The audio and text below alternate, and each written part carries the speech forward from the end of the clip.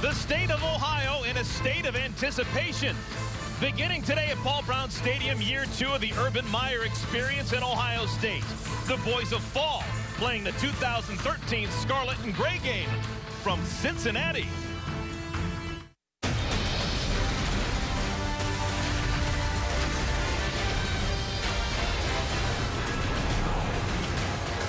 The last time we saw these Buckeyes, they were completing a perfect season. 12-0 with a win against Michigan. Today, another year getting started. It is the Scarlet and Gray spring game from Paul Brown Stadium in Cincinnati. Hello, everyone. So glad you could join us here in the Queen City of Cincinnati. I'm Eric Collins, alongside my partner, former Minnesota head coach and Ohio State coach and alum, Glenn Mason. Well, Mason, let's get right down to it. Ohio State, they were perfect last year, but they weren't postseason eligible. They are this year, and that makes all the difference in the world. You got that right. And you think about, you already mentioned undefeated last year. Only 6 times in the illustrious history of Ohio State have they gone undefeated. And you know what? The faithful think they'll do it again this year. And why not? The offense last year was terrific, and they come back with 7 returning starters on that offense, including the big guy, number 5, Braxton Miller. Well, Braxton Miller, I don't know how you can say enough good things about this guy. I personally do not think there was a better football player in the country than Braxton Miller. You look at where he finished in the Heisman Trophy race, I think he was discriminated against because the Buckeyes were on probation. That was unfair. Everybody knows how he can run. You look at him statistically, 101 nationally in passing. He's a better passer than that. He's underrated. Watch out this year. And we will see his development on display this afternoon. All right, the third member of our crew is Ashley Ignelzi. She's standing by with the second-year Ohio State head coach, Urban Meyer. Well, Coach Meyer, what are some of your goals and objectives for today's spring game? Well, we're one of those few programs that can take advantage of a nice crowd and how players perform under pressure. It's a lot different than in a very sterile environment like a practice field. So this is a great environment. So I want to see Michael Thomas and Devin Smith and some of the receivers make some plays. And then there's other guys who have good spring, but I want to see them finish the spring the right way. How has your approach towards spring practice and the spring game changed from your first year as head coach to now your second year? It really hasn't changed much. I like to have the mentality that this is where you earn your spot. You know, I see people, maybe not take advantage of spring games. I want this. We're still evaluating who's going to get the ball for us in the fall. In the fall, we concentrate on winning a game. In the spring, I want to develop the depth in the lineup. So it's safe to say some guys are fighting for jobs out here today? Absolutely. This is their opportunity, and it's hard to say this, but they might not get another one. I mean, this is their chance to go make a play. All right, thanks, Coach. Have fun out there today. Eric, let's send it back up to you. Ashley, thank you so much. Getting ready for the Ohio State spring game. The Buckeyes taking the show on the road. The Scarlet and Gray spring game from Cincinnati coming up next. BTN Spring Football is brought to you in part by Gatorade. Gatorade knows it all begins within. Win from within.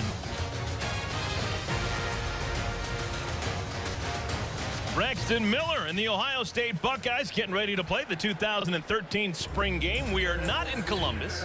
The Horseshoe, Ohio Stadium, undergoing some routine maintenance. So instead, Urban Meyer saying, you know what? Let's come down to Cincinnati and play some football here at Paul Brown Stadium. And, Eric, I tell you, talking to their players, they are really excited. They're used to playing in the Horseshoe, not that it ever gets old, but be able to come down here and play in an NFL stadium, really excited. Now, this is what we're looking at. We're going to play 4 10-minute quarters. Running clock in the second half. Keep a note of that. Quarterbacks, both Braxton Miller and Kenny Guyton, they're going to be protected with black jerseys on. They can't be touched. When we do say Cardell Jones in, another quarterback, he is going to be live. Possessions are going to start at the 35-yard line, which means we will not have kickoff returns, Mace. Well, it doesn't surprise me at all that Kenny Guyton and Braxton Miller, of course, will not be touched today. To go with the third-team quarterback, that's fine, because we've seen Kenny Guyton, or more importantly, Urban Meyer and the coaching staff have seen Kenny Guyton and Braxton Miller under live situations. They want to find out about this young guy. Weather has cooperated. 52 degrees, some wispy clouds in the sky. Wind 16 miles per hour. We'll see if that is a factor.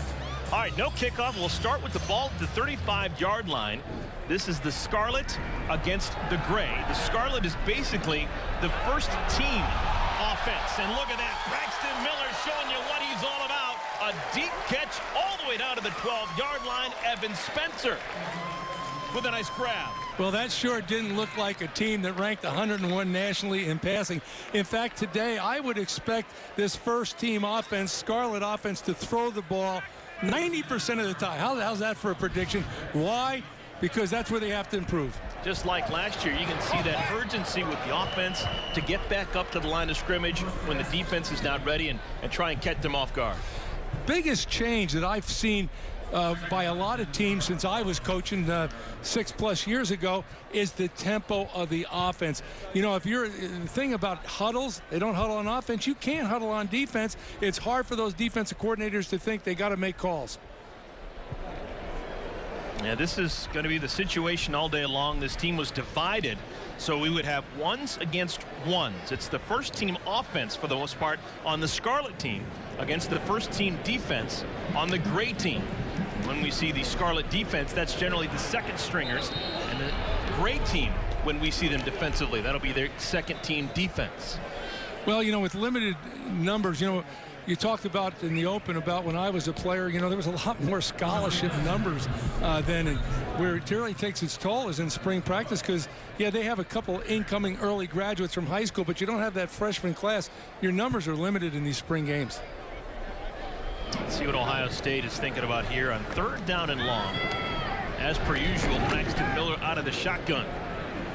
It'll be interesting watching Braxton. He is supposed to be an improved passer with improved pocket presence. Uses that good presence right there to throw it in the end zone for a touchdown. How about that for an opening drive? Devin Smith, just like last year, finding a way into the end zone. Well, you had 2 big completions, one on the opening play, one for the touchdown. The opening play was clean. That one, protection held up, then it broke down. Someone had to come free. Someone came up for coverage. Urban Meyer likes the touchdown, will not be happy with that play. Devin Smith was the big play guy a year ago. Had some wonderful touchdowns. Just trying to be a little bit more consistent this go around. Place kicker, as it has been for the last handful of years, Drew Basil. Basil will be kicking for both sides. He'll also be punting as well. Well, you can see that, you know, if I was probably that second team defense coordinator, I'm yelling and screaming on the sideline. I had him sacked. You know, it's you know, we can't tackle a guy. You can't even touch him. But I was close enough and it broke down. I'd probably be complaining about that touchdown. Yeah, what is the rule on that from a coaching perspective? If you have a black shirt on, what is considered to be a tackle of Braxton Miller or Kenny Guyton today? Well, that's a good point because probably they're saying if you touch him, but you could see the white team defense there, the great defense, they pulled off because they know if they get a little too aggressive and knock him down, they're probably going to see the bench the rest of the day. All right, here is the gray offense for the first time. Kenny Guyton had his moments a year ago. Who can forget Kenny Guyton last year and that win against Purdue with Braxton Miller not on the field? It was Kenny Guyton who kind of came of age. Some guys make plays, Eric, some guys don't, and that guy proved he can make plays when it counts under pressure. Guyton from Houston, Texas. This will be his senior season come fall. Still haven't seen a run. Trying to get the ball out into space. It's a quick hitter to Chris Fields.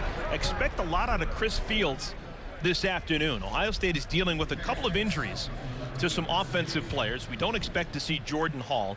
That's kind of a big situation at the inside receiver, so we're going to see a lot of Chris Fields. Well, Ohio State people remember a year ago Urban Meyer saying that those receivers were like a clown show out there, and he got a lot of publicity. The receivers didn't like it, and probably a lot of Ohio State people didn't like it, but Urban was calling it like he saw it. And it's not a clown show this year, but Urban be the first guy to tell you that they need to improve in that area, and they need more depth at the wide receivers. They've got 6 in his spread offense. They need at least 10 receivers. That's Blake Thomas with the grab. Thomas will be a freshman in eligibility next year. He's getting some playing time today because Nick Van Ette, another one of the tight ends, will not play. We will see Jeff Hireman, but an opportunity early for Blake Thomas. They're short on receivers, but they've got a couple really good tight ends. Yeah, tight end has always been an important part of Urban Meyer's offense. You saw it when he was down in Florida with the Gators, with Aaron Hernandez and the likes. Yeah, it's that hybrid. It's that really, I don't want to even say it's an over-athletic tight end or it's a big wide receiver. They have to be able to block, but probably more importantly in his offense, they've got to have the ability, athletic ability to get open in the passing game.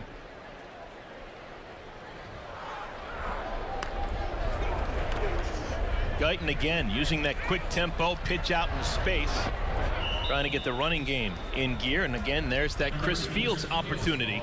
Fields is a guy spinning his wheels for a while. He did have that one shining moment last year when he caught the touchdown pass from Kenny Guyton to win the game against Purdue. But they say that Fields has had a really solid spring. One of the real bright spots, in fact, I think he might have been the first guy we talked to Urban that he brought up. Man, he said, I hope this guy keeps going because he's really improved. He's had a great spring.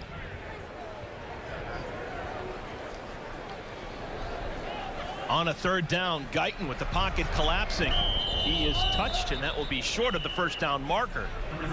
So what's the philosophy here? On a fourth down in a spring game, you just work on the kicking game? Well, sure. I think that's be the smart move. Let's face it, in a game, next year you're trying to make it like game-type situation. There's no way that you would go it on fourth down here. You'd send the kicker team in there, expect to get 3 points. Now, this is something that Buckeye fans should be aware of. The specialty teams, with the exception of punter, everyone returns. 2 long snappers, both back. The holder, Kenny Guyton, he is back. And Drew Basil, one of the better kickers in the country, he is back. This is a 27-yarder. And just as we talk about everyone coming back, sometimes just because you're coming back doesn't mean the 27-yarder is automatic. No, that's why you have to work on it like any other play. And you talk about, the specialty, they went out and recruited a punter last year. They had a young man committed. They thought he was coming by the name of Johnny Townsend. And then, I don't know, they got to the limit. They really didn't have enough scholarships left. Everybody was jumping on board coming there. So he changed his mind, and he decided to go to the University of Florida. So the one guy he thought was a punter coming in is not going to be here. He'll be with the Gators. If you were Urban Meyer, would you be alarmed at the fact that because Ben Buchanan graduated, because they didn't get the punter recruit that they thought, it's going to be double duty now for Drew Basil? Not only is the place kicker, but also he's going to be asked to be the punter. Does that worry you as a coach? It sure does. I used to talk about punting. The punt is the most important play in football. Why? Because if you're adequate, it should gain at least 40 yards of field position every time. Scarlet offense on the field for the second time. This is Corey Philly Brown getting some early playing time. We don't expect to see a ton of him. He hasn't been completely healthy this spring, but he is getting a couple of snaps here early in this first quarter. Billy Brown had 60 catches a year ago. Yeah, he had a kind of a breakout year for him, and he plays that all-important position of wide receiver. They don't have depth, but with Jordan Hall not playing today, he has to go to that H position, that hybrid position, where you're a receiver, you're motion in the backfield, you're part of the option game, so he fills in there.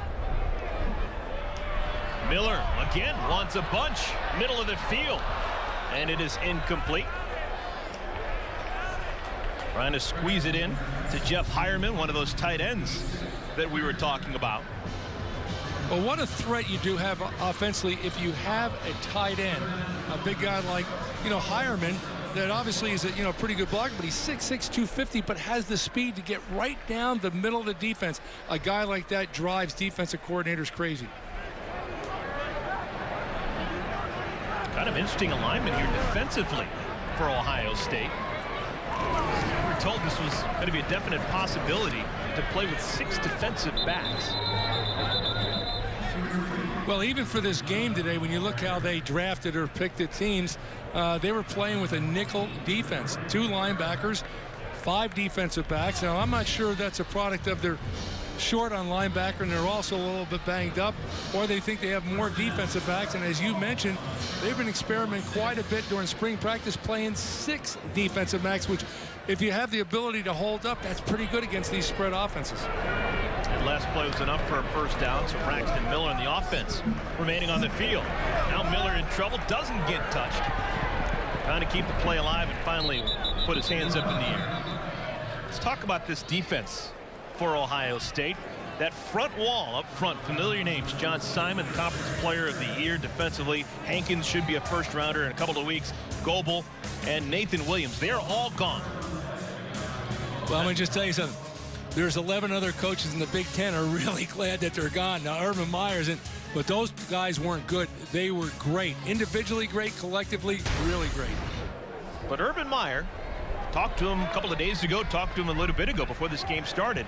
He says the big surprise so far in the spring game has been the quality of the front seven defensively. You just saw it right there, getting pressure. Noah Spence, this is a guy who played as a true freshman last fall. He's expected to be a monster this is sophomore season. Well, Coach Urban Meyer doesn't throw accolades around haphazardly. Let's face it, and we talked about him. He said quite candidly, Noah Spence has the potential to be an all Big Ten defensive end. So I think that, you know, right away he's putting them potentially in the category of those guys that we just saw that are no longer here. Considering all the turnover, the guys graduating, the front seven probably will be a strength for Ohio State come conference season. Looking deep, and we're going to have a pass interference penalty. It appears to be defensive pass interference. It was Armani Reeves, sophomore from Massachusetts, number 26 on the coverage. You know, getting back to that defensive line, with the departure of those four great players, you would expect to hear more concern on Urban's part. But as we talk, number 26, automatic, first down. As we talk to Urban and we talk to some of the players that play offensive line for Ohio State, and Coach Warner, who's the offensive line coach, and we asked them about that defensive line. They were really impressed. They said they're young, they don't have much experience, but they've got ability, and they play with reckless abandon. They fly around. They'll be just fine. So the concern that you might think on the defensive line might be there, I'm not sure is. That was Joel Hale, number 51, right in the middle of that line defensively for Ohio State right now.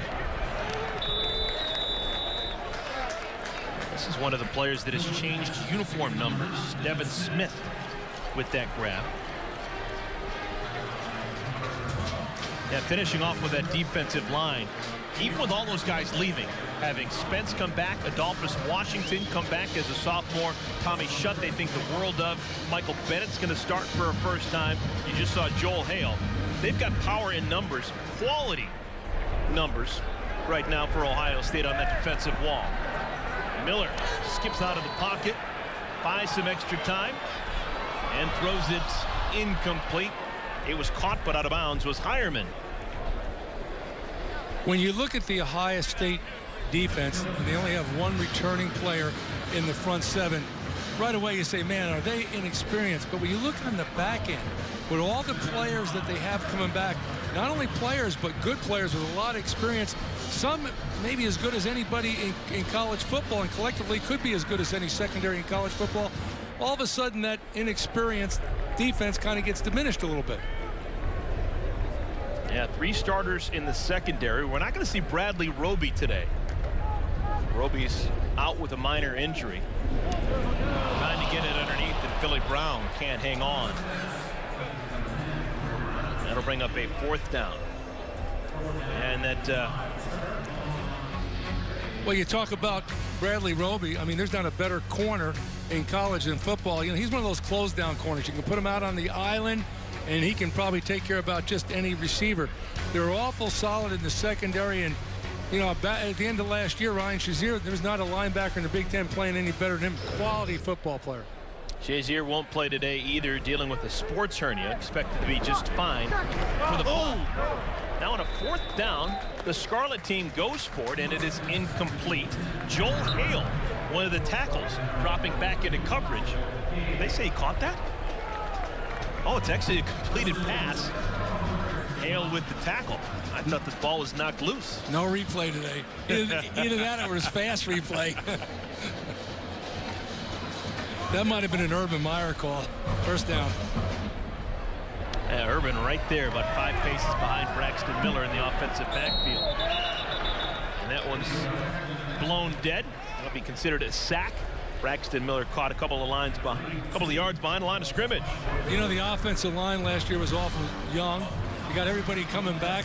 Big concern at right tackle, yet that's probably not been solved. But one area they have to improve in last year, giving up sacks, they were number 10 in the league.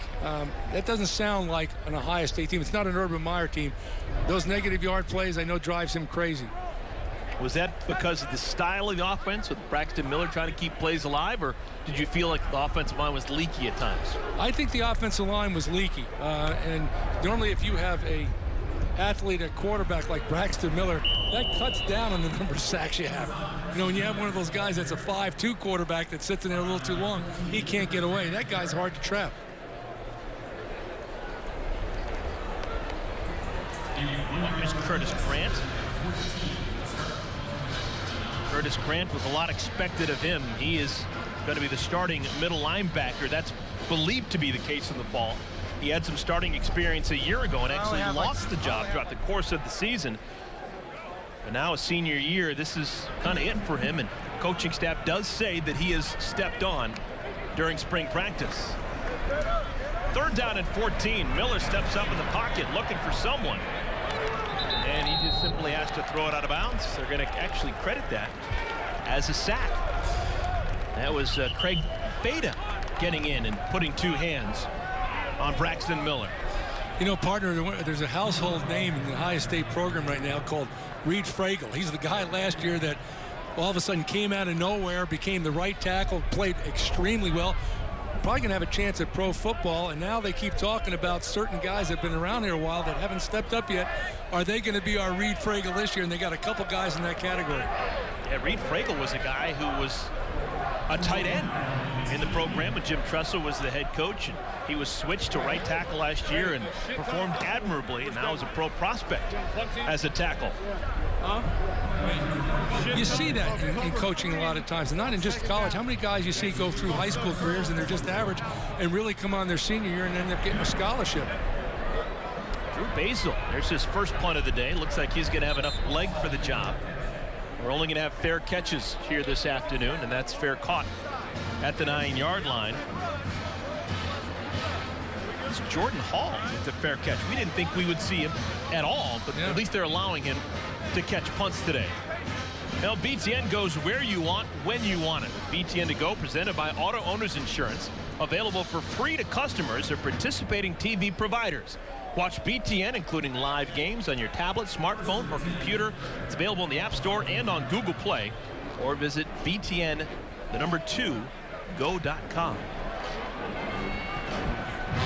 All right, so after the fair catch called for and made by Jordan Hall, Kenny Guyton and the Scarlet team back on offense for the 2nd time.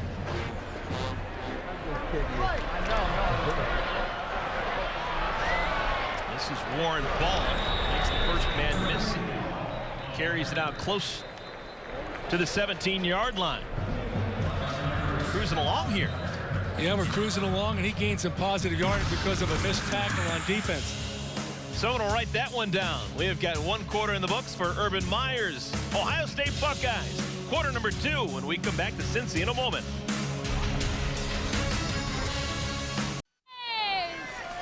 Welcome back, everyone. Start of the 2nd quarter here at Paul Brown Stadium. Ohio State's Scarlet and Gray spring game. Scarlet team led by Braxton Miller with a touchdown in quarter number 1.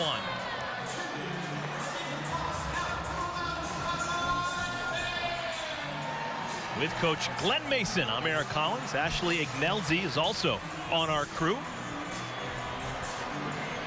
Turned out to be an absolutely gorgeous day. Kind of an important game for Ohio State, coming down to Cincinnati and trying to do some good things here in the Queen City. All right, Ashley is standing by with Luke Fickell. Ashley, take it away. Coach Fickell with Ryan Shazier being the lone returning starter in that defensive front 7. What's the competition been like on defense? There's been a lot. I mean, we've got a lot of young guys up front. We've got a lot of young guys at linebacker. So that's actually why it's been a real exciting spring. Guys got a lot of energy. Some guys are seeing some light at the end of the tunnel, and competition brings out the best in all of us. And what are some of the things that you like from guys that could potentially fill that linebacker gap?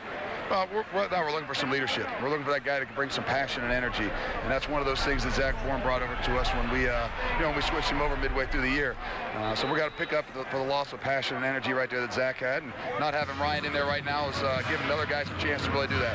Well, you mentioned the leadership. Obviously, it's difficult to replace the productivity from guys like John Simon, Savino, Bourne, but how difficult is it to replace their leadership? That's what we're working on. We're developing that mentality and that attitude, but the idea of the leadership things, and you really develop that leadership over time. It's not something you're going to see in one day, in one spring game, but over the whole 15 days of practice all through the summer, and then we get rolling into the season. All right, thanks, Coach Fickell. Thank you, guys. Eric, back to you. Ashley, thank you so much. This is our second look at Kenny Guyton, senior from Houston, Texas, leading this Gray offense. Led him down close to the goal line first time, but stalled and missed a field goal. Well, we've seen Kenny Guyton in past in pressure situations, but as I sit here and watch this, he's not a young guy. He's a fifth-year senior. He's been around a while, and he looks like it. He stands tall in the pocket. He knows what he's doing. He keeps his eyes downfield, and he makes good decisions. I think the most important thing that a quarterback has to do is good decisions.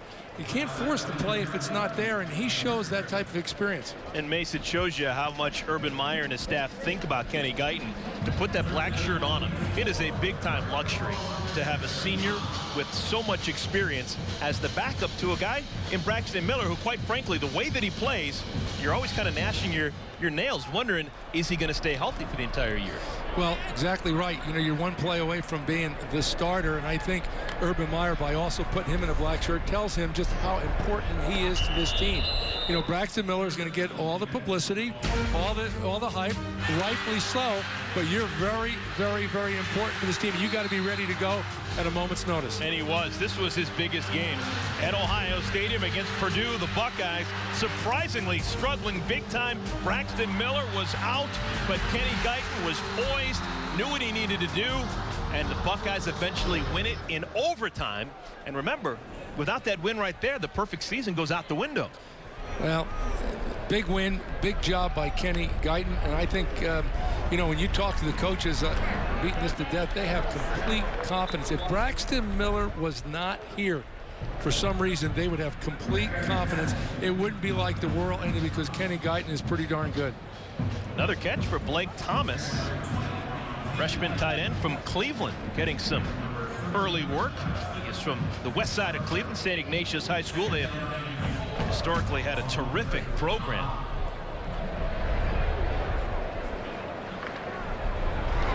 This is the second team offense for the most part. Guys mixing and matching against the second team defense. You mentioned Blake Thomas, who's third on the depth chart as far as the tight end.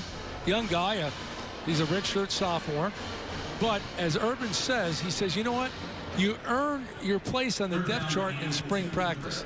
If you want a chance to play next year, now you earn it, because once we get around to the fall, we worry about winning games. So you want your shot, show us right now. And that's what he's doing. He's getting an opportunity, showing he can play. This will be a model.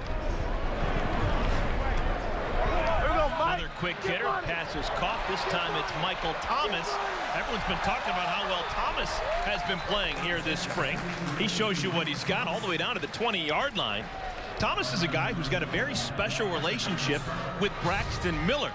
This past off season, Thomas, who is from Los Angeles, actually hosted Braxton Miller at his house for about a week and a half when Braxton Miller was having some one-on-one coaching sessions with George Whitfield, longtime quarterback guru who is based out in Southern California.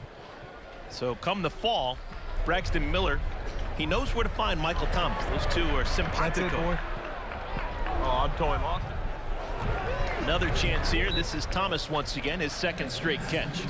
Well, you heard Urban when we interviewed him on the sideline there. He said, hey, I want to see Thomas make some plays. I want to see Michael Thomas make plays. You mentioned he's from Los Angeles, and he got to Ohio State by way of Fork Union Military Academy. I don't know if you've ever been to Fork Union. Right? There's a lot of great players that have come out of there. I don't know if you've ever been to Fork Union, Virginia, where the military academy is, but I mean, it's a crossroads. There's nothing there, absolutely nothing there except football and going to school. Yeah, Buckeyes have another guy from Fork Union on this year's roster. We're going to see him in a bit. Third string quarterback, Cardell Jones. Well, my great quarterback at Minnesota that had Assad Abdul-Khalik, who came to us from Elizabeth High School in Elizabeth, New Jersey, went to Fork Union for a year, had a great career there. Actually had a better career, got more notoriety playing at Fork Union, and everybody came out of the woodwork trying to recruit him, but he was loyal and came to Minnesota, had a great career for us. 3rd down and 1. Kenny Guyton out of the shotgun. That's 3 receivers right side. Scarlet team showing blitz, and it works. Blowing up that play in the backfield, but good power shown by Warren Ball, and he's got a 1st down.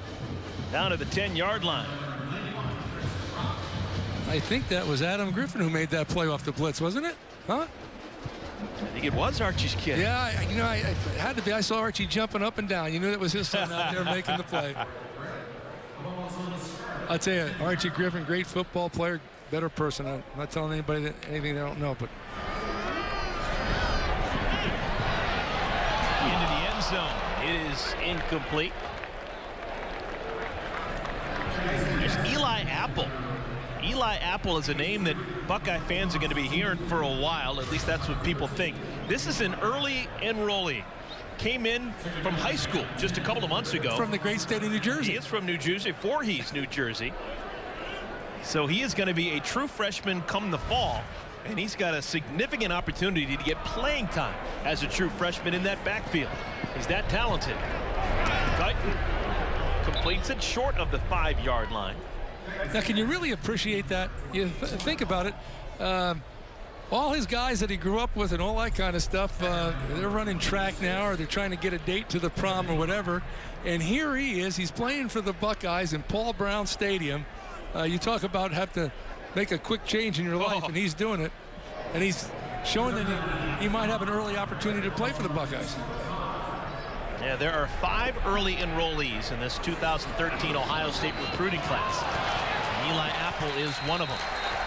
Now close to the goal line, that's going to be a touchdown for the gray team. Chris Fields continues to show what he is all about.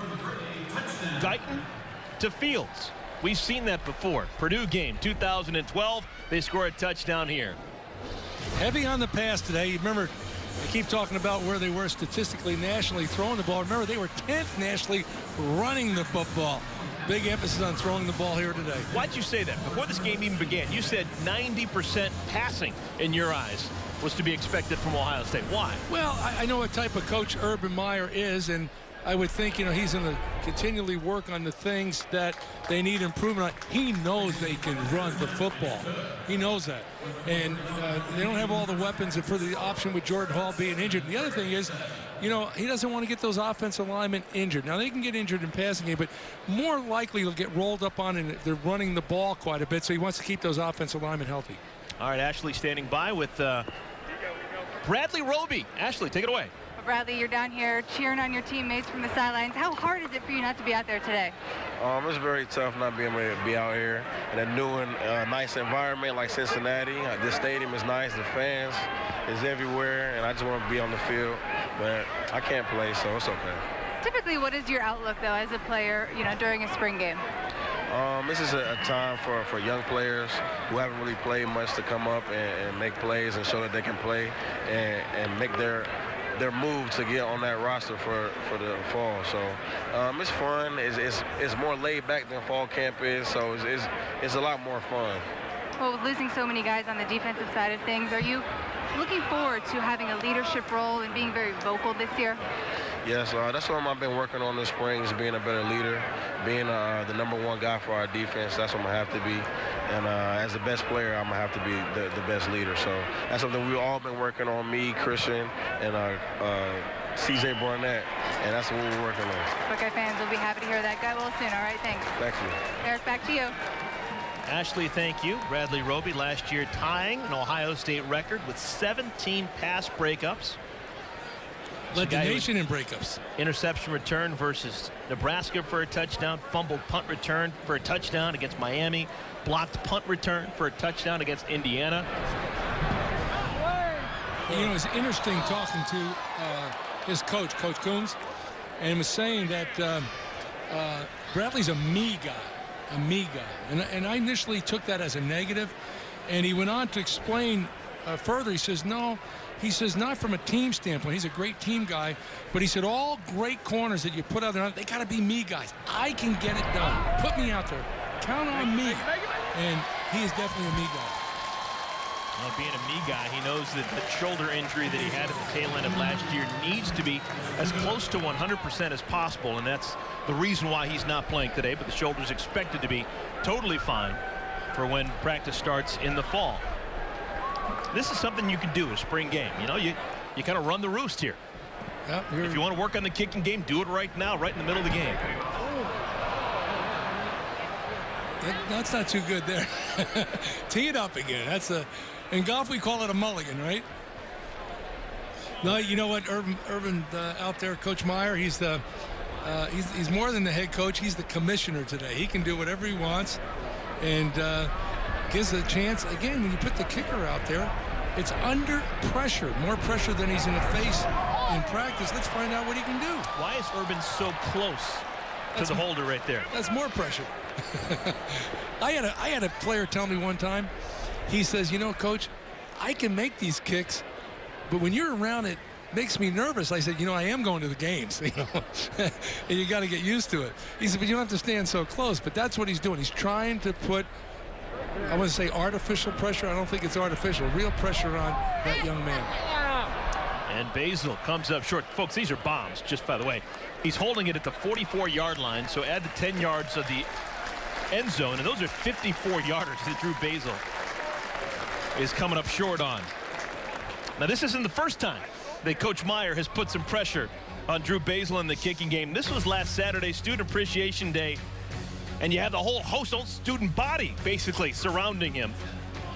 But it's not from 54 yards. I had read where they were going to try to get some co-eds to come out and kick some field goals. They did. That was part of Student Appreciation Day. It didn't work out as well as planned. No one, they didn't make it, or what? No. I think someone got drilled in the back of the head. It'd have been interesting if they would have had a co-ed come out and make a 54-yarder. Oh, goodness. She might be out there today. All right, third time with the football for Braxton Miller and the Scarlet offense. Talk to me about Braxton Miller. What would you like to see him work on and improve by the time fall camp starts? Where is the point where he possibly could be better than last year when he finished 5th in the Heisman Trophy ballot? Well, from an Ohio State standpoint, I think he's already done that. He's much more of a leader. You heard Coach Meyer and a lot of the players say, you know, in the past, if practice started at 3 o'clock, Braxton would come running out at 2:59. He wouldn't be late, but he wouldn't be early. And now he's taking a leadership role. He's out there early. He's working on things. He's working with other players. And that's first and foremost. The other thing is we know that he can pull the ball down and run. Look what he rushed for last year. Truly amazing. Now, at times when you have all that success, you can get some antsy feet, and all of a sudden there might be an open receiver. A receiver's going to become open downfield, but you see a hole to run, you put it down and run. Let's not take off and run on those design passes until you have to. If Braxton Miller turns out to be throwing the football more in 2013 and running less than he did in 2012, is Ohio State a better team? I don't think there's any doubt about that. I think for them to improve, if he's going to maintain his running credibility. If they can get that running attack really going, you know, Carlos Hyde said he wants to be the first 1,000-yard rusher by a running back that Urban Meyer's ever coached. If he become a 1,000-yard rusher and they get the option game going with Jordan Hall, like they did with Percy Harvin when he was in Florida, they will be much better if he's a better thrower. And Miller continues to be under pressure in that backfield, and he's touched, I believe that was Noah Spence and Joel Hale in the vicinity. Spence is number 8, Hale number 51. Spence unofficially, I think everything's unofficial today, 3 sacks so far here in this first 2 quarters of play. You want to find out who's playing well. A lot of times you talk to the players. You want to know who the defensive linemen are playing well. Go ahead and talk to the offensive linemen. We talked to Jack Newhart. He was talking about, hey, those guys are going to be good. I'm telling you, I have to go against them every day. And again, pressure in the backfield, and again, the ball is knocked away. Adolphus Washington in on the mix. Well, that's the guy he singled out. He's talked about Adolphus Washington. He said, this guy is really something. He's got all the ability. He could be a great pass rusher. In fact, he said, I think he will be a great pass rusher. and he has the ability to potentially be a great run stopper, and that's what will make him a complete player. 6'3", 292 pounds from right here in Cincinnati. Went to Taft High School. Was actually a big-time basketball player, and he's learning how to be a dominant football player. Long shot down the field, incomplete. Devin Smith had it, and then had it knocked away. Good defense played again by Armani Reeves. Reeves was called for a pass interference back in the first quarter. This time he atones. Well, you know, you think about a year ago on their undefeated season, you know, Corey Brown became the receiver, had 60 receptions, and Devin Smith became the guy that had the over-the-top speed. He's the guy who could be the game breaker. He's the guy that you better back up on a little bit, or he's going to run right by you, and you saw it right there. Two things in offensive football to make you successful, partner: consistency and big plays. And to be great, for them to go undefeated again, that's what you're going to need on this offense: consistency and big plays. 4th down and 16. The punt team comes on. This is Basil, and his punt is short. It is fair caught at about the 27-yard line. No return, as per usual. I think that's going to be the only time we see Jordan Hall this afternoon, is on fair catching punt returns. The grind to be the best, well, it has already begun. Our guys deliver the latest on position battles, interviews, and a breakdown of the on-field action. The BTN Football Report, Spring Football Edition. That is tonight at 11 p.m. Eastern Time. Busy Saturday around the conference. Indiana, Purdue, Michigan, Ohio State all having their spring games. This is the earliest Ohio State has ever had their spring game, and I believe probably one of the big reasons is they've gone from the quarter system to semesters. They're going to get out of school a heck of a lot earlier. And you know, when I was in school, we used to not start spring practice until after spring break, which was the month of April, and the first Saturday in May is when you had the spring game. How important was spring football and the spring game for Woody Hayes when you played for him? Pretty darn important. You know, we were 20 days, and it was there were no days in shorts and shoulder pads and that kind of stuff. Every day was a battle because I'm not saying he didn't worry about injuries, but there was no game that played. So, you know, we'd practice 4 times a week, and every Saturday was a scrimmage, an all-out scrimmage. And you know, the thing about Coach Hayes back then, he was pretty darn smart. What he would do is that he would really test the positions that he wasn't so sure on. If he had guys coming back that were proven players, like if he was going against the defense and you had Shazier over at one side, the linebacker, but a new guy on the other side, he's going to the other side all day to find out about that guy. Kenny Guyton throws a pass incomplete over the middle. Trying to squeeze it over to Chris Fields. Fields has caught everything so far today except for that one. He's had a good day. Again, you look at consistency. When it comes in, if they're going to throw the ball more effectively, go back to last year. Statistically, they weren't very good. There's a lot of reasons. And we've seen Braxton Miller. He's got an arm. He can make the plays. You need the protection. You need the routes run right. You need the guys to catch ball. You need guys to break tackles after they catch it. It all goes together. 3rd down and 10, and again, pressure in the backcourt. Guyton is touched. That's going to be a quick 3 and out, you'd imagine, unless coaching staff decides to leave the gray offense on the field. Doesn't appear to be the case, so we'll have a punt with under 2 minutes to play here in our second quarter. We talked about the offensive line. They should be awful good. It should be the strength of this football team, especially the offensive football team, if they can come up with a right tackle. Now, in saying that, though, they have depth concerns. They have to develop some of these young guys because these guys are going to be playing. You know, they're only be around here one more year. They're almost all going to be seniors, or someone goes down with an injury, you've got a problem. So depth in the offensive line is another major concern. Yeah, for Ohio State, 80% of that offensive line coming back. You got Jack Muhort. He's a known quantity at left tackle. Norwell, a Cincinnati kid, will be a second-year starter. Lindsley really came and surprised last year as the center. He's back, not playing today because of injury, but he's expected to be fine. And then you got Marcus Hall at the right guard. But what we don't know about is the right tackle. Now, there's a couple of guys in the mix, Decker, Taylor Decker, and Chase Ferris. are expected to be competing in the fall to be the right tackle, but nothing is set in stone right now, and a day like today is very important for Chase Ferris and Taylor Decker. Yeah, they wouldn't even, the coaching staff wouldn't even go as far, well, here's a front runner. Here they're saying, hey, we've still got a concern. One thing about this Ohio State coaching staff and Urban Meyer, they call it like they see it. They don't try to soft sell it. You know exactly what they think when you say, hey, how good do you feel about the right tackle position? We don't feel good at all yet. But you look at the projected offensive line, what it should be. You know, these guys are going to be in the range of averaging about 6'5", 310 pounds. That's big.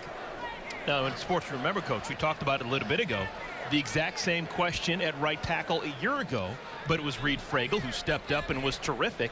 So if they can get that type of production at right tackle for the second straight year, all will be well in Columbus. Another guy in the mix at right tackle is freshman Pat Elflein. Yeah, they got a couple guys, and you know, all too often about all positions, if you have 3 or 4 and you can't decide which one's the best, probably none of them are, you know. And sooner or later you got to make one guy a one and you'll probably be better. That was a situation, I don't know if he would have seen that last year from Braxton Miller, Coach. He was staring down a receiver left side of the field, and at the last minute came over the middle and got Philly Brown. Well, that was definitely a second, maybe even a third option for Braxton Miller in that play.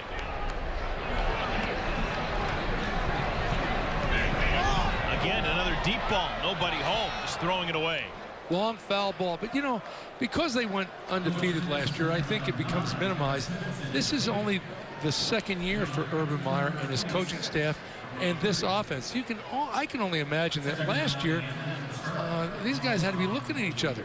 You know, they talk about, hopefully, that the who stage of their offense is done. In other words, you know, what do I do?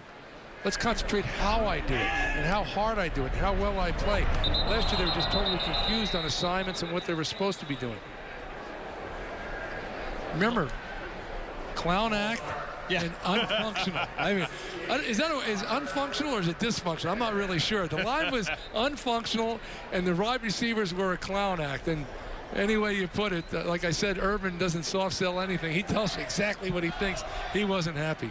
Now, a big key to this offense for Urban Meyer, you saw it when he was winning national championships in Florida, is the H position. Basically, the slot guy who can also take speed sweeps, they can take handoffs, they can be involved in your passing game. Last year was expected to be Jordan Hall. Of course, he didn't play much, took the medical redshirt year. This year, he's not exactly healthy right now, but he's expected to be the starter at H. But they do have more options coming in the fall, even guys who aren't even here yet. The athleticism, the excitement level, guys like Ezekiel Elliott, Jalen Marshall, Corey Smith, Dontre Wilson, a new level of athlete in terms of speed, quickness, and playmaking ability. That's what Urban Meyer said he needs. He's bringing it in. They're not here yet, but expect different names and different big play possibilities come fall. Well, that performance by that H position is critical to this offense. That's what really puts the extreme pressure stretch on the defense. And, you know, it's all too often to mention to the coaching staff or to Urban Meyer, well, you want him to be your Percy Harvin, and he'll laugh and say, wait a minute now. Percy was a top 10 pick in the National Football League. How many guys are like that? But those type of abilities are what you want in this offense. Yeah, we just showed you a shot of Philly Brown. He spent a lot of the time filling in at the H last year, and he did a great job. But Urban Meyer, the first person to tell you, that's not the classic player that we want. We want someone who also can be involved in the running game. Philly Brown is not that type of guy. Yeah, that's I talked about before with Jordan Hall. If he can do those other things, and now all of a sudden he can become that guy that motions in the backfield to carry the ball, especially in their option attack. I'm telling you, these defensive coordinators pull their hair out. Miller, another check down pass is complete once again. Second straight catch. Bryante Dunn inside the 10. We're seeing a lot of Dunn and Warren Ball for the Scarlet and the Gray because no Rod Smith today and no Carlos Hyde today. Yeah, we're not getting the full version of the 2013 Buckeyes, but Dunn's getting a lot of work. You know, just a sophomore out of Canton Glen Oak High School, product of Stark County, where they played great football up there. Massillon, Camp McKinley. Clock is stopped. They got a Paul Brown Stadium there, too. It's everywhere. Why not? Paul Brown, he was, he coached at the original coach of the Cincinnati Bengals, coached at Ohio State between 41 and 43, coached from Cleveland, Cleveland Browns. All right, last year, Urban Meyer didn't stub his toe once. 12-0, 8-0 in the conference, finished third in the AP ranking, and coming back to that great offense, 7 starters, only 4 on defense, but it was a defense last year that had tremendous depth, and that's going to be a big pivotal point this year. That depth, all of a sudden, the second stringers who filled in sporadically now going to be counted on to play the lion's share of snaps. That's true every year, and for every team. Is how healthy can you stay? No matter how great a player is, if he's standing on the sideline next to you because he's injured, he's not a great player anymore. And all too often, teams that have great years, you know, you look at Ohio State last year with that great year, they were, for the most part, stayed healthy the whole year. Miller. He's going to be down at about the 2-yard line. You just wonder, those defenders coming up, they're taught. Every instinct in their body is to lay a lick on Braxton Miller, but they know, oh man, they'd be walking back to Columbus if you tackle Braxton in this instance. Well, yeah, they don't want to hurt a good player, but at the same time, they're thinking, you know, he gets a scholarship. He's got pads on. Come on now. You know, coach, you told me here's where my shot to play, and now you're saying I got to tiptoe around. You know, it's but they understand it. It's you know, the really smart players on good football teams. You never want to hurt us. That's what I always talk about. You don't want to hurt us. Be smart. Now, Braxton did get a little bit of a hit earlier today. Right in the middle of the field before the game began.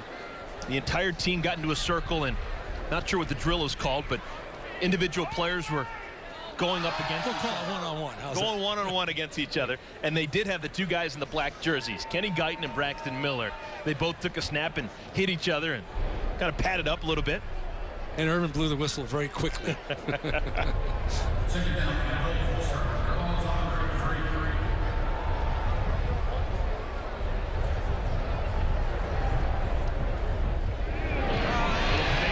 corner of the end zone. It is caught. That is a touchdown. We've seen that before. Corey Philly Brown connecting with Braxton Miller for 6 more.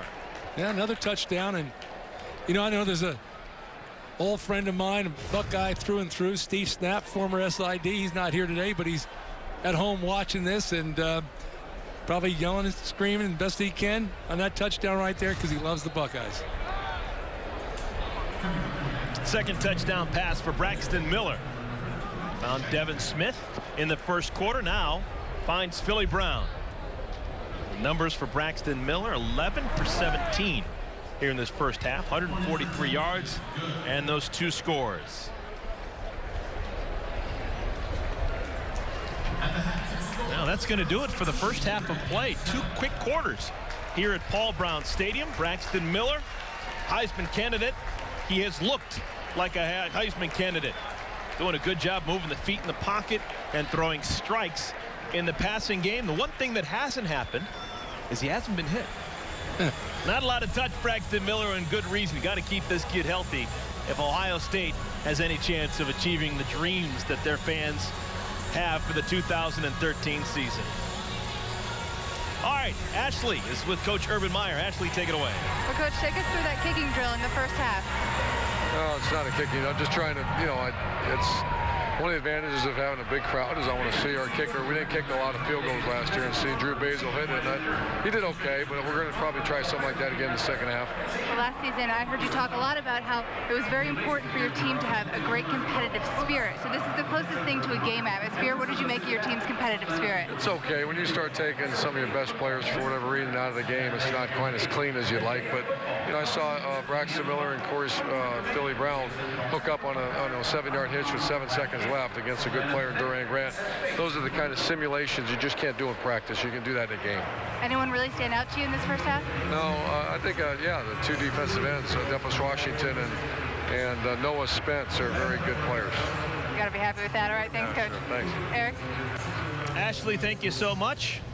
Urban Meyer noticing what we noticed up here. Man, he's got a chance up front. Defensively, Noah Spence and Adolphus Washington. We have played 2 quarters of play. The Scarlet and Gray spring game. Back to Cincinnati in a moment.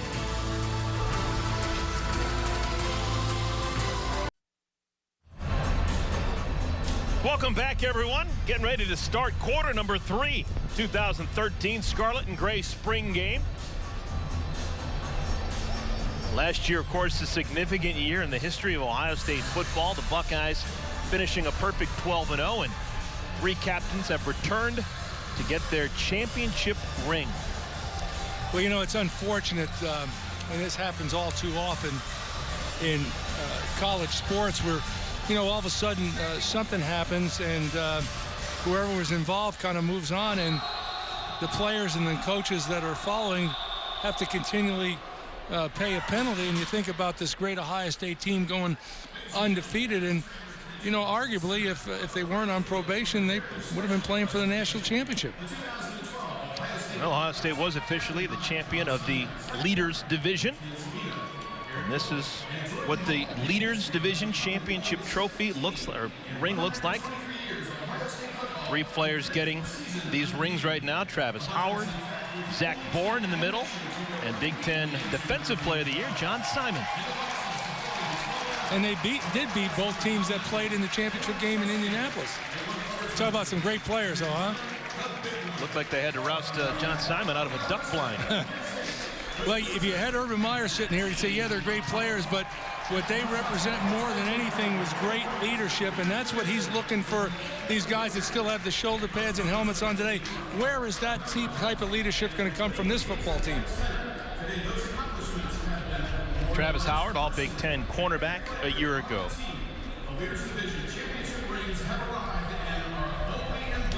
Well, we know what John Simon stood for, and you talk about Zach Bourne, I mean, offense, defense, huh?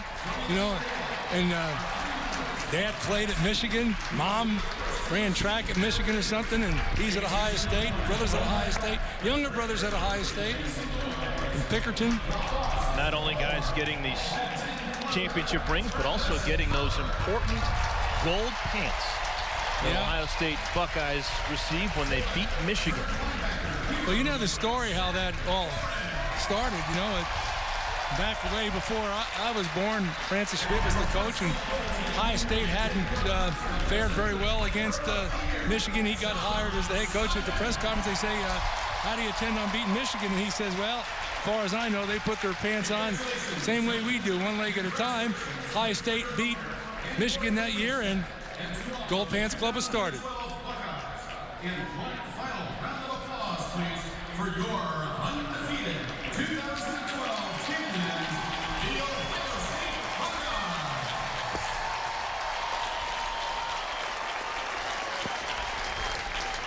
And May, something obviously you're a part of, but anyone who's watched Ohio State football over the years, a great appreciation for the history of Ohio State football in these parts. Last year was one for the ages, the 6th undefeated and untied season in school history, 12-0, an 8-0 run through the conference, and still with a whole bunch of guys coming back. You see 7 offensive starters, 4 defensive starters coming back, but that 4 defensive starters stat, that's not necessarily indicative of the type of talent that Urban Meyer has returning in 2013. Yeah, you know, and again, they lost some great players last year, but they finished 6th in the league defensively. He's not happy with that. Yeah, they gave up over 350 yards a game. Yeah, I mean, when you look at it, they didn't start off the season playing great defense. I think when Urban first came here, the emphasis was always on offense. It's all they wanted to talk about. And all of a sudden, you know, I don't think that the defense was prepared to face all the multiple type offenses that they have to face in the Big Ten Conference. So if, I don't care who left, if you say to Urban Meyer, do you think we should be better than last year defensively? He would say yes. 6 isn't good enough. This is the first time with the ball here in the second half for the Gray team, and it's going to be officially an incomplete pass. Kenny Guyton was the quarterback. Cardell Jones was lined out as a receiver. That was going to be a double pass, but Cardell Jones did his job. He caught the original lateral, and then tried to go over to Guyton. His pass was perfect, but Guyton just shown why he's a quarterback and not a receiver. You know why? He took his eyes off it. He tried to run with it before he caught it. You catch the ball with your eyes, not your hands, with your eyes. So it looks like this series is going to be taken over by Cardell Jones, redshirt freshman out of Troy Smith's alma mater. He's a Glenville Tar Blood, but he is considerably larger than Troy Smith was when he won his Heisman Trophy. Cardell Jones listed at 6'5", 241 pounds, and he is one of those players that not only Urban Meyer, but the offensive coordinator, Tom Herman, has been gushing about over the last couple of weeks. I don't know if anybody that we talk to, all of a sudden, you start talking about the quarterback position. We know about Miller, we know about Guyton. Right away they go to Jones. They say, man, this guy is something. He is a physical specimen like you can't believe, and he's young. Like you said, he's from Glenville by way of Fork Union Military Academy, and they expect this guy to really be good. Maybe the biggest Ohio State quarterback since Jim Carsados back in the mid-'80s. He can run a little bit, too. Well, Cardell Jones gets out close to the first down marker. Jim Carsados is big. I love Jim Carsados. He's a great quarterback. But Jones can run better than Carsados, I can tell you that. You're just joining us. Ohio State playing 4 10-minute quarters here in this one. No kickoffs, no punt returns, only fair catches. And the run from Cardell Jones is long enough for the first down. Something to keep an eye on, Cardell Jones. They love everything about him, how big he is, how strong he is, how fast he is in the arm. Consistency has been a big-time problem for him. Consistently throwing where he wants to and making the decisions that the coaches want him to make. Well, in this offense that Urban Meyer runs, it's very complicated. You would expect that of a young guy. You just would. He hasn't had the experience. He hasn't had the reps. Anyway, you look at it, they're high on him. He's still third on the depth chart. You can't keep giving 3 quarterbacks to, he might get 10% of the reps that are available. And here is Jones. He does not have the black jersey on, folks, so he has to be tackled to the ground. He breaks the tackle in the backfield, and that's a first down. Let's go down in the field. Ashley standing by with John Simon. How's John doing? Well, John, I have to imagine you're doing pretty well. You got the ring for the 12-0 season and the gold pants. What do those mean to you? They're just symbolic for how great this season went for us, and it means a lot for us. Just all the adversity we had to handle when we came together as a close grip, close-knit team, and had a great season. Well, pretty young defense this season. What sort of leadership advice would you offer them? Some of the guys who are veterans on that line got to step up and do a great job, which I've been watching in the spring. They're doing a tremendous job with that. The young guys are stepping up, making some plays, especially today when it counts, and that's all you can ask for. All right, what have you been up to? What's next for you? Just training. Right now it's a waiting game for draft day, so I know the guys entering the draft are excited, and it's just a long process, and we're happy to have it coming to an end. All right, best of luck with everything, John. Thank you. Eric, back to you. Ashley, thank you so much. We wish John Simon all the success in the world in the coming years. Hopefully his dreams will come true in terms of professionally. But how about Eli Apple? Talk about 2 extremes. You got a senior in John Simon leaving, and now a guy who should be in high school right now making a wonderful play. Apple with the strip of Cardell Jones. Yeah, he came off the corner. He made the play just like he did. He raked the arm. And again, I go back. We talked at halftime. If there's a disappointment today, I would think, is the pass protection of the offense. Quarterback has either been hit, hurried, harassed too many times today. Eli Apple is one of 5 early enrollees for Ohio State. Only 4 of them actually going to play in the spring game. One of the early enrollees is a quarterback who is working on a knee injury. That's J.T. Barrett out of Wichita Falls, Texas. But J.T. Barrett is a guy who the coaching staff thinks has a real future as a quarterback at Ohio State. Speed sweep to Corey Philly Brown. These are the 5 early enrollees. We've seen a whole bunch of Eli Apple. Other corner that's an early enrollee is Cam Burrows. Told you that Barrett not playing because of a knee injury suffered as a senior from Wichita Falls, Texas. And then a couple of defensive linemen, Tyquan Lewis, and then a kid out of Cleveland, Tracy Sprinkle from Elyria. What was your philosophy, Coach, when you had an early enrollee? Actually, did you have any early enrollees when you were head coach of Minnesota? What do you mean by that? That has really been a situation that has really picked up momentum over the last couple of years. There used to be few and far between guys that would, graduate at mid-year from high school and go. Now it seems like every team has 3, 4, 5. And, Ohio State used to have an advantage when, at least I thought it was an advantage when they were on quarters, because some guys could take all the way to the springtime to graduate and be able to come in, be there for spring practice. And now obviously they got to be mid-year guys because they're on quarters. But nice pitch and catch. Braxton Miller finds Devin Smith. That combination once again, a big play for Ohio State. That's the guy that they got to, that's a connection that they want to make sure is there all the time, because he's got great speed, and needless to say, Miller's got a great arm and he can put there. But get back to your point, I always had mixed opinions on it. It gives your program a big advantage because you're getting these young guys in early to go through spring practice, and if you have a void at one of your positions, you know, obviously they're going to be better prepared than if they just came in August. In the long run, they're getting an extra spring under their belt. The other end of that, though, I think that, you know, sometimes we're all in a hurry to move to the new step. When I think back to my senior in high school, it was one of the greatest years ever, and all of a sudden you're leaving all your buddies, you can't wait to get to college, but you're missing those things, whatever they might be, senior prom, your senior year of track, senior year of baseball. So I got mixed opinions, to be quite frank with you. Yeah, everyone else is doing it, though, so it seems like schools just trying to keep up with the Joneses. Second down after the throwaway from Braxton Miller. Remember, he cannot be hit. And he uses that to his advantage, runs it in. Third touchdown accounted for Braxton Miller. 2 passing touchdowns, and this a rushing score. Well, we know he can do that. And that play right there, I don't care if he was live or not, they wouldn't have got him. He would have got that in the end zone. I want to go back to a point you made earlier, Eric, about the gold pants, and you called it history, I call it tradition. But when you talk about programs like Ohio State, they reek in tradition. And tradition is something, I think it's hard to define, but when you see it, you know it. And when you don't have it, you can't buy it. And you think about some of the great traditions they have here, whether it be the gold, you know, the gold pants, win the football. You think about the Buckeye Grove that they trying to plant a tree and name it after you. If you're an All-American, and the loser of this game has to clean the Buckeye Grove, spruce it up, cut the grass, and all that kind of stuff. The victory bell ringing at Ohio State, stadium. Even the tradition of what the band does all the time. I think they play the same songs. You just know what they're going to do. It's tradition, and it's great, and it lives on forever. Now, part of that tradition at Ohio State, Zach Bourne, Terrence Howard, they're standing by with Ashley. Ashley? Well, guys, you were just honored at halftime with the 12-0 rings. And Zach, I'll start with you. What does that mean to you? It means everything. You know, it's what our goals were at the beginning of the year, and for us to accomplish everything and win each game every week, it just symbolizes what a great year we had. What about you, Travis?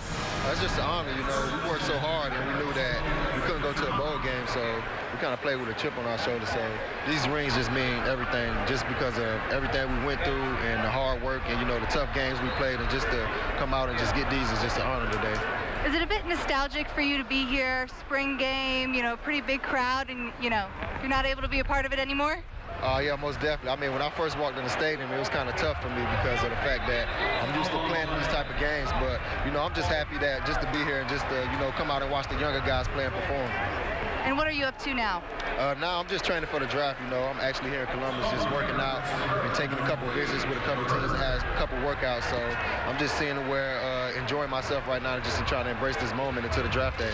All right, thanks, Travis. And Zach, is it sort of nostalgic for you to be here as well? Yeah, it makes me want to get to an NFL camp now and start playing football again. It just brings everything back, brings the adrenaline back. Even sitting here on the sidelines just makes me want to go out there and be on the field. I have to imagine that's what you've been up to, is training. Yeah, we have. There's about 6 of us who are training for the draft that are training now, and a bunch of NFL guys came back, like Jimmy Cordell, James Laurinaitis, Bobby Carpenter, and guys like that who had just been training out with us. So we've had a great group, and we've been getting after it for the past couple months. Buckeyes are sticking together, huh? That's right. We always do. All right, Eric, let's send it back to you. Ashley, thank you so much. Ashley standing by with Zach Bourne and Travis Howard. He's got movie star good looks. I called him a movie star. I think I called him Terrence Howard. Why not?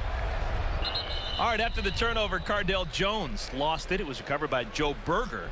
Braxton Miller back on the field and catches a pass. Yeah, they pitched it real quick, like an option was going backwards. As quick as he pitched it, you knew it wasn't going to be an option, and all of a sudden, here comes the quarterback out of the backfield catching the ball. Mace, we've been talking about the fact that the Scarlet team is made up for the most part of the first team of the offense, while the gray team is made up of the first team defense.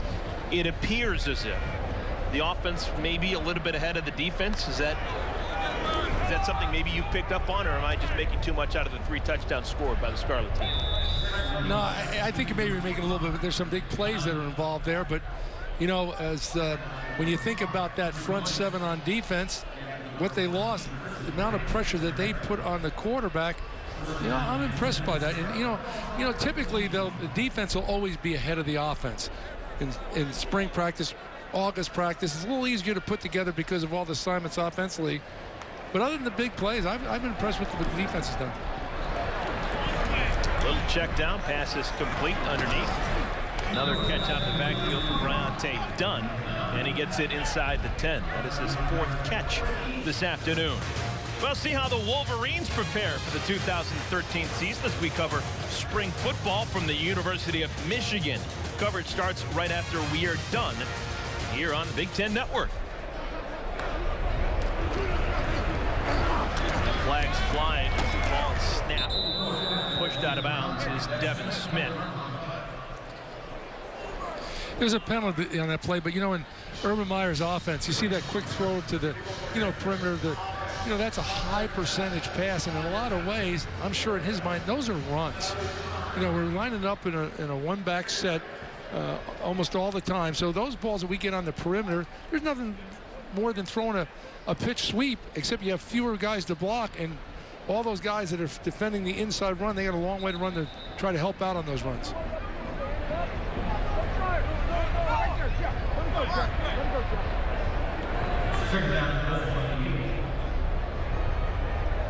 Now, I know he hasn't been hit, and he's not allowed to be hit, but I'm actually surprised that we've seen as much of Braxton Miller as we actually have. Goes a bullet back to the end zone, and it is incomplete. Well, I think if you'd asked Urban Meyer that same question, did you tend to use him as much? I think he'd say yes, because he's going to say we have to work on our passing game, not just for Braxton Miller, but because of the receivers and everything that else is involved.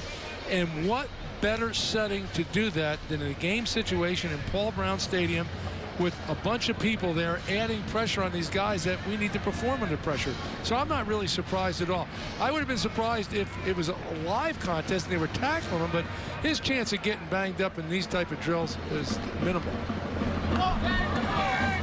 Was there ever a time in Ohio State football when the quarterback would have been live for a spring game?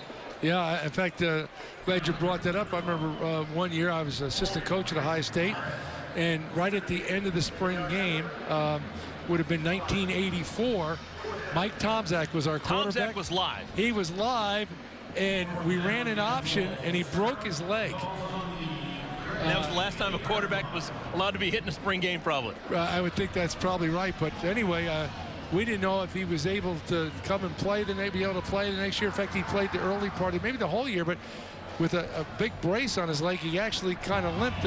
We ended up going to the Rose Bowl, but I mean, that was a touchy moment right there. So Art Schleicher was allowed to be hit in a spring game. I'm not sure Art was. I don't know why we made the decision that year with Tomczak, but we did. Drew Basil has attempted all of the field goals in today's game. He hits that one from 24 yards out. Well, you'd imagine Braxton Miller is going to be lumped together with Johnny Manziel quite a bit as the fall rolls along. Johnny Football winning the Heisman Trophy last year. And a similar style player. Johnny Football doing it, of course, in the SEC with Texas A&M, while Braxton Miller doing it against Big Ten competition. Well, he's awful exciting, I can tell you that. And obviously he's a great player, and he's kind of a riverboat gambler. You see he'll sometimes, Brett Favre, like, he'll throw back across the middle to try to make plays. But the thing that Braxton Miller and Johnny Manziel brings to the table is they can take nothing and turn it into a great play because of their athletic ability. Do you expect these two to be probably the two front runners for the Heisman in 2013? I think coming out of the gate that they've got to be. And, you know, the thing that really has to happen, you know, it's an individual award, but it's so tied to team achievement, you know. And, you know, typically if you're having a great year and your team continues to win, And that's why I was surprised when you think of the year that Braxton Miller had, and his team went 12-0, and he finished his 5th in the Heisman Trophy. There's something wrong there. Because I really believe if we weren't in probation, I don't know if he would have beat Manziel or Manziel would have beaten him, but they probably would have been 1-2 either way.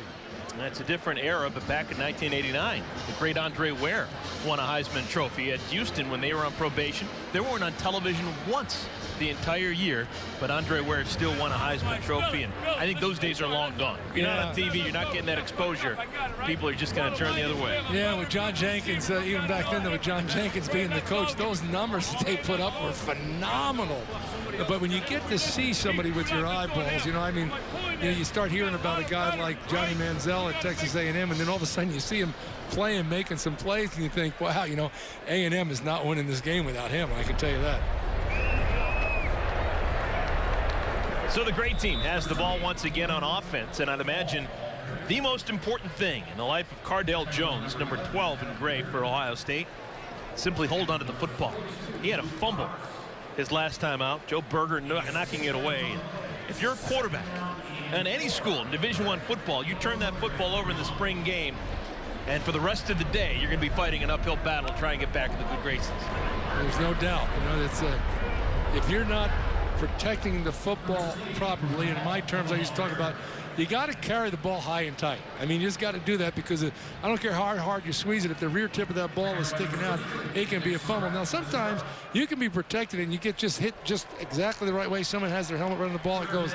But if you're not protecting that football correctly, there's no excuse for that. For a guy like Cardell Jones, who is definitely the third stringer heading into fall camp, how much opportunity does he actually get during spring ball, having to split reps with not only Kenny Guyton, but Braxton Miller, of course? Not enough is the answer.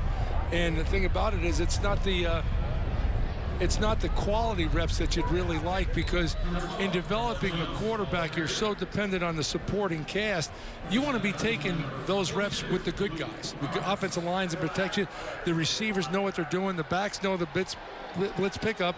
And when you have Braxton Miller and you got Kenny Guyton, they're taking, they don't even split it. I would have to think that Braxton Miller probably gets 80% of the snaps, and then all of a sudden, if you want to take some snaps for Jones, you're stealing it from Guyton, and Guyton might have to be your starter. So it's awful difficult.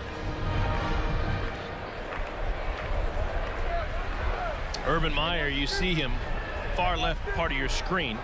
Now he just ducked out, but he has been in that exact spot every single play, about 6 yards behind the quarterback, looking at the decision-making process for Cardell Jones, Kenny Guyton, and Braxton Miller. Well, you hear coaches say it all the time. You got the worst seat in the house. When you're standing on the sideline, you really can't see very much.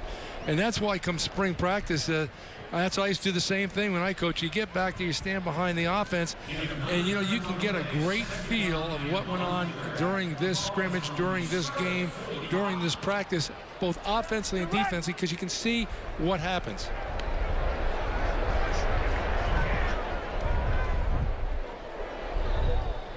On 2nd and 1, just classic Ohio State power football. Warren Ball with the carry. We've seen nothing but Warren Ball and Bryante Dunn running the football today, and that's expected. Carlos Hyde, close to a 1,000-yard rusher a year ago, not scheduled to play at all today. And Rod Smith, his backup, has been dealing with some concussion issues. He is out as well. But those guys are proven commodities. But the third guy, Ball and Dunn, kind of fighting it out for those spare possibilities of playing time come fall. Looking for the deep ball, incomplete. You talk about Carlos Hyde, and he's not playing today, but when I watched him play last year, I don't care what offense he plays, when he gets going, those linemen give him some running room. You're talking about a guy that's 6 foot, 242 pounds. He says he wants to trim down this year a little bit, maybe lose 5 pounds. What's the difference? But 242, gained 970 yards last year. He really has a personal goal. He says, I want to be that 1,000-yard gainer in this offense that Urban Meyer's never had as a running back, and he'll be a force to reckon with. Yeah, it was this time last year that Ohio State really didn't know what they had with Carlos Hyde. He proved his worth during the fall with big-time grounded-out games in that Buckeye 12-0 season. All right, double zeros once again. We have made it through 3 quarters of play here in the 2013 Ohio State Scarlet and Gray spring football game. We still have 1 more quarter left to play. We'll be back to Paul Brown Stadium in Cincinnati, Ohio in a moment. You're watching the Big Ten Network.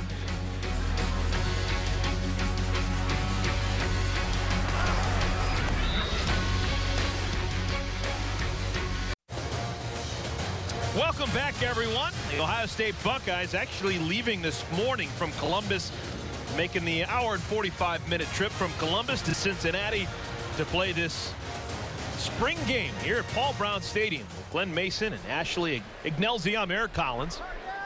Ohio State coming out here to southwestern Ohio, getting an opportunity for some exposure here in Cincinnati. Well, you know, that's a lot of good football players down here, a lot of alums down here. Something, though, that you go around Ohio and you recruit in Ohio, you go up to Cleveland, it's basically, yes, sir, I'll sign. You come down to Cincinnati, a lot of times these high school kids are like, well, I'm thinking about Notre Dame. Well, I'm thinking about the Cincinnati Bearcats. And God forbid we're thinking about Michigan. Oh, my goodness. Michigan's very strong in this area. You're right. It's a Buckeye State, but still is a little bit different reception when you come from Ohio State down to Cincinnati than when you go to Cleveland. Oh, Cleveland. Where do I sign? You know, partner, I'm starting to feel old, maybe because I am old, but, you know, there's a young guy out here playing, Frank Epitropoulos. You know, he's a backup wide receiver. He's a backup punter. Number 33 in gray. Yeah, and his John and Ernie Epitropoulos, brothers from the Warren area, were here when I coached. In fact, John wore number 33. He was a linebacker. And no flag on the play for illegal shift. I remember, you know, as a coach, you have to field some tough calls. Well, anyway, John was a backup linebacker, and he got a chance to play. The guy ahead of him was injured, so he played, and he had a great game. He intercepted 2 balls. He was the Midwest Defensive Player of the Week. Okay, he was the star of the game. Next week, the starter was back. He didn't play the next game. That phone call from his dad. Oh, I mean, you get a phone call. Hey, oh, you know, it was. I said, I'm the offensive coordinator. I don't care. You recruited the guy. You know, that was one of those things. You don't have a good answer. You know, you better just keep your mouth shut and take the beating because you know you're right. You know, he was that good one week. He should play the next. That's one of the ways why how college football has changed. At a place like Ohio State, there was a time you could go 7 deep. You get everyone, you know, you just unlimited signees. Nowadays, you have to deal with limited amount of scholarships, and you have to make do with what you have. Now, Ohio State, don't get me wrong, they're still deep. But you used to be able to sign whoever you wanted, just keep them in your own backyard. Well, you know, the days of 30 scholarships a year, and Big Ten wasn't big on redshirting. Of course, freshmen weren't eligible either. That same time, the Big 8 conference had 45 scholarships a year. But guys were not leaving early to go to pro football, and so when you look at the raw numbers, there's a lot less opportunity. When you start talking about 85 scholarships, you know, typically you never hit right at 85 because there's some built-in attrition you just can't count on. You can't oversign to take care of that. So if you have 85 scholarships, a lot of time you're in the 72, 73 range. Now start talking about all the positions that you have, 11 on offense, 11 on defense. You got all the specialists, punters, kickers, long snappers. Really not a lot of scholarships. Last catch made by Chris Fields. Cardell Jones having to throw a bullet late, and it is incomplete. Some decent pressure played on there by Jamie Wood. Was it David Perkins? We've got 2 21s on the defensive side on the Scarlet team. That's Jamie Wood. Now, Wood is a safety. David Perkins is a linebacker. But there is a flag down on it. It's going to be an automatic first down for the offense. So Cardell Jones and this gray offense going to have 4 downs to try and punch it in.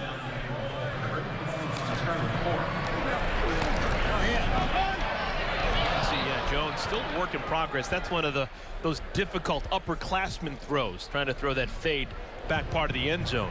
Well, you know, you made a good point there. You talk about, okay, we got 4 downs to punch it in. Yeah. Now, how do you punch it in when you're in a spread offense? You know, I mean, different philosophies, one different than another. But, you know, now you think about tradition and history, and you talk about them putting up a statue of Woody Hayes now. If Woody Hayes was watching this game down here on the 5-yard line going Where's on Jim up, Otis? so that, I mean, That works. There's a touchdown. I mean, he'd like that, but A lot of different ways to skin a cat. That's Michael Thomas on the touchdown. And he'd be coming off the ball. You'd be in that fullback tee, robust, he called it. Give it to Pete 26, Johnson. 27, get it on in there.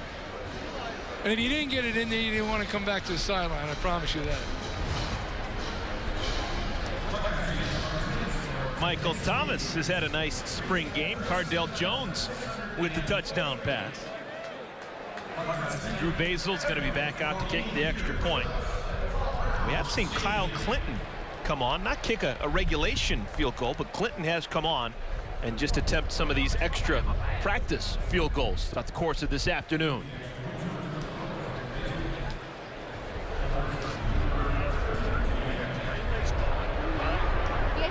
Michael Thomas, 5 catches, 67 yards, and that touchdown in this spring game. Let's go down to the field. Ashley, take it away. Well, Coach Herman, other than his blonde mohawk, how have we seen quarterback Braxton Miller grow and change and develop since we lost Sam in the fall? Well, I think when he's calm and settled, he's got a lot better understanding of where to go with the football, where last year, A, he wasn't very calm and settled very often, and B, even when he was, he didn't quite understand where to go with the football. So now we just got to work on keeping him calm, keeping him settled, because when he is, he's pretty good. Efficiency-wise, what do you want to see from your wide receivers? We got to go compete for some balls. There's some, in basketball terms, some 50-50 balls that are out there that are either incomplete, intercepted, whatever, batted down, that our wideouts got. We got to go prove to ourselves the rest of this game and then throughout two-a-days that we can go up and make those plays on those 50-50 balls. I think Buckeye fans were relieved when Carlos Hyde said he would be coming back. A player like him, what does that do for this offense? Oh, well, he's probably the best tailback I've ever had an opportunity to be around, just in terms of size, speed, shift ability, tackle breaking ability, and pass protection, all that stuff. And he's really worked hard to hone his craft and get better. So it'll be a major plus for us this season. All right, Coach Herman, thanks so much. Thank you very much. Back to you guys. Ashley, thank you. That's one of the things that I think a lot of Buckeye fans really commend Urban Meyer about. He thought outside the box when trying to fill out his coaching staff, and Tom Herman, one of those outside the box choices. Very young guy, didn't have a lot of pub around the college football world, came from Iowa State, but he has been a real find. He's one of the great offensive minds in this game, and he's turned out to be a heck of a recruiter. He recruits down in Texas, and he's brought in some highly thought of athletes for the coming years. Yeah, I think on paper it didn't make much sense when Urban came in here, and all of a sudden Tom Herman, people are saying, Tom who? Tom where? Iowa State. What's the connection? Where did they, you know, cross paths? But, you know, you look at what they did, you know, last year, and I don't know if Urban knew about his recruiting ability or not, but what Urban was looking for was somebody from a philosophical standpoint matched what he wanted to do with his spread offense. And, you know, obviously he found that. This is Kyle Clinton once again getting opportunities to kick into this swirling wind. We're seeing a whole bunch of these kicks off the mark or short, but it's a windy day. We mentioned 16-mile-an-hour winds before this game began, and you're looking at the flags above the goalposts, and they're kind of going every which way. It's kind of a difficult test, I'd imagine, if you're Drew Basil or Kyle Clinton and trying to kick the ball here.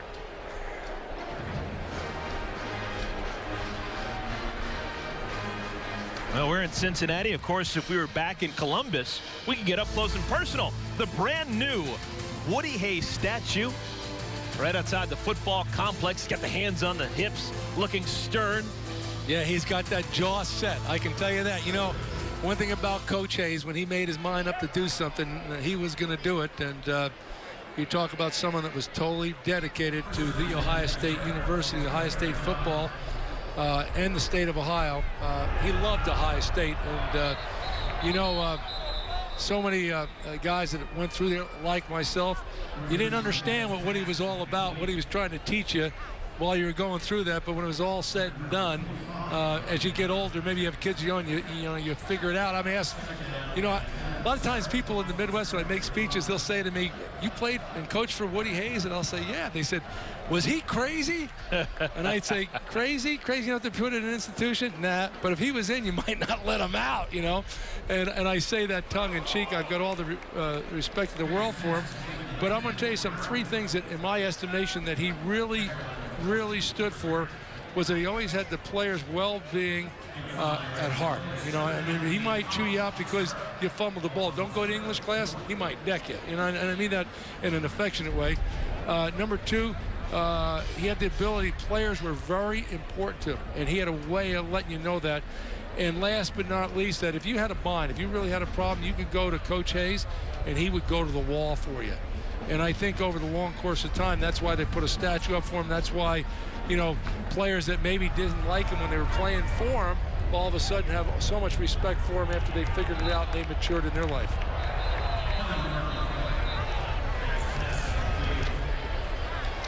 Kenny Guyton still in the game. That's Armani Reeves on the coverage defensively. Pass interference. Defense, number 26. Automatic. First down. A lot of things have happened in this game, and Armani Reeves has made some nice plays. But that's the second time he's been called for defensive pass interference. That'll be noted by the defensive coaches. That's one of the things, still the coach of me, I wish that defensive pass interference was reviewable on replay, because so many times when I look at games and as even an announcer, I see that there's no consistency in the college game and when that's called and when it's not called, and a lot of times it's called incorrectly, in my estimation. Jumping out of the backfield and making another catch, Bryante Dunn loses the helmet in the process. Now, if this is a regular season game, he'd have to go to the sideline. See how strictly Ohio State's enforcing it. They are going to put him to the sideline. Yeah, it's amazing with technology nowadays and how many helmets you see coming off. And I think what they're trying to do is, no player wants to leave the game. So let's get that helmet fit properly. Let's make sure the chin strap is on properly and tight, because if it comes off, you're going out of the game. What did you think about how it was enforced last year? Did you think that it was problematic in the college game, or did you think that it really ended up being kind of a whole bunch of nothing?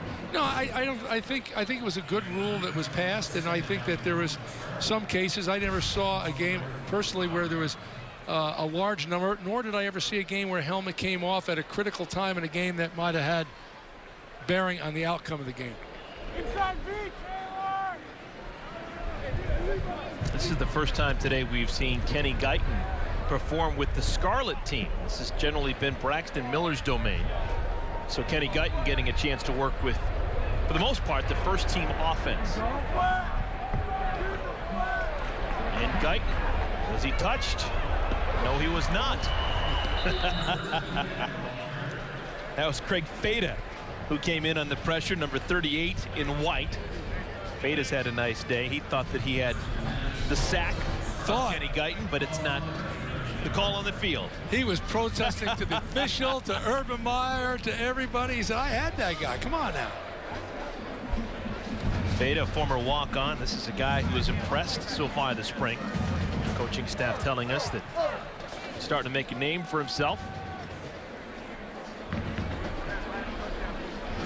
Well, I go back to what Urban Meyer said before. Hey, you want to earn a spot in depth chart, you do it now. And he's consistent with that. And quick slant, incomplete. And talking with Urban, the other thing that came out loud and clear, Eric, that I was really impressed with, he says, everything we do, every drill, there's a winner and a loser. I want to instill on guys, and because I'm looking for the competitive spirit. Last year we won 2 football games in overtime, and it wasn't because of coaching, it wasn't because of talent, it was because of competitive spirit. So they're trying to, instill in that in their players right now. There is a winner and a loser. And there's a winner and loser of this game today. No, the loser doesn't have to walk home to Columbus, but there is some manual labor involved. Losing team today, when they get back to Columbus next Friday, they have to do a little community service, putting Buckeye Grove, where the Buckeyes plant a tree, In honor of every All-American, they've got to get it back into pristine condition. All trainers, managers, assistant coaches, GAs, equipment folks, they've been assigned to either the Scarlet or the Gray team, and they will have to take part in this project, the losing team cleaning it up and making sure that it looks just the way Urban wants it to look. Right now it looks like the Gray team could be in line for getting dirty come next Friday. Cleaning up Buckeye Grove, that's a new tradition on top of a tradition. I talked about Francis Schmidt and the Gold Pants Club. There's going to be some plays down the road where all of a sudden there's going to be some loser of this game having to do that, and someone's going to say, whoever started this anyway, and it's going to be Urban Meyer. We also started those quick calisthenics with the student section before every home game last year. That was met with positive reaction. That's coming back here in year 2. Guyton wants to throw on first down. Now going to move out of the pocket, scamper out of bounds. Well, Urban's done I think has been a genius in some areas. You know, that student appreciation day, you see the turnout. And, you know, any way you look at it, first and foremost, the football team is an extension of the student body. And the programs that are really successful, like Ohio State, they get great student support. I mean, you see that all the time. Those students will come no matter what the weather is, and regardless if you're undefeated or haven't won a game. Students at Ohio State love their Buckeyes. Another completion.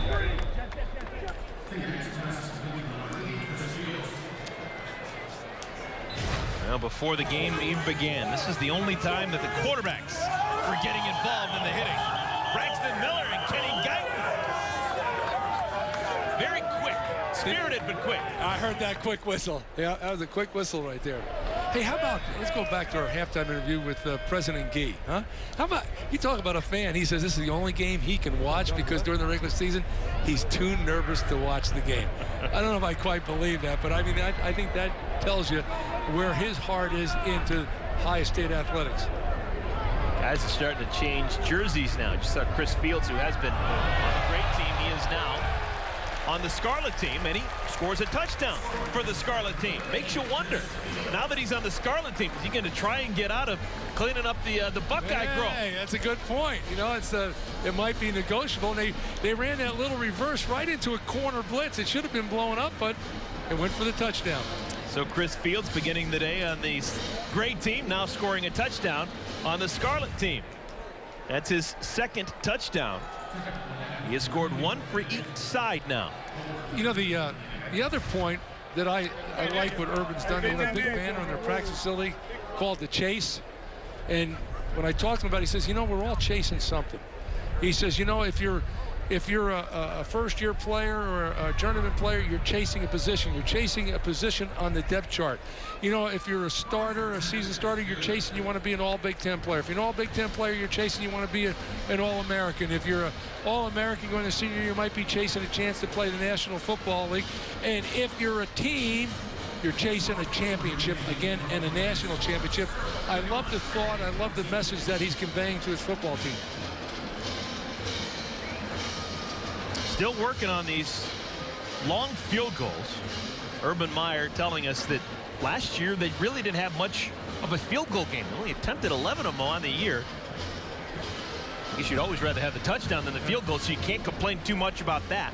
Buckeyes had no problem scoring touchdowns, but just in case, this is something that needs to be worked on. And you see Urban Meyer so close to Drew Basil and the holder Kenny Guyton on each of these attempts.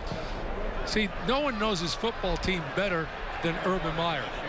You're right. Last year they didn't have to kick many field goals. He might be thinking in his own mind, thank goodness we didn't because we're not that good. Well, next year we might have to. We might not be as good in the red zone. We might have to rely sometimes on field goals. They haven't had that type of work, so they're going to spend extra time in the best setting, competitive setting that they can have right here, just like they're working on their passing attack. Mace, the coach at Ohio State that you coached against, Jim Trussell, you'd imagine if he had a spring game, you would have been just happy to do this for 60 minutes. Yeah. Have nothing but field goal attempts. Man, did he love the three-pointer. Yeah, well, you know, Jim did a great job, and Jim and I have always been good friends when we were both assistants at Ohio State. He was there for a couple of years. We lived by each other. We used to ride to work every day, but You know, Jim was really out of that traditional Ohio State mold. Woody Hayes, Earl Bruce. I mean, what he was going to do is he was going to play ball control. He was going to play great defense. And he had a great one in Mike Nugent, too. That's right. Kicking game and field position. And you know what? He knows that, you know, more often than not, it's not that you win a game. It's the other guy, because of his mistakes, loses a game. And he wasn't going to lose games. He was going to make sure that he had all the percentages on his side, so that he might have to win it, but more often than not, the other guy lost it.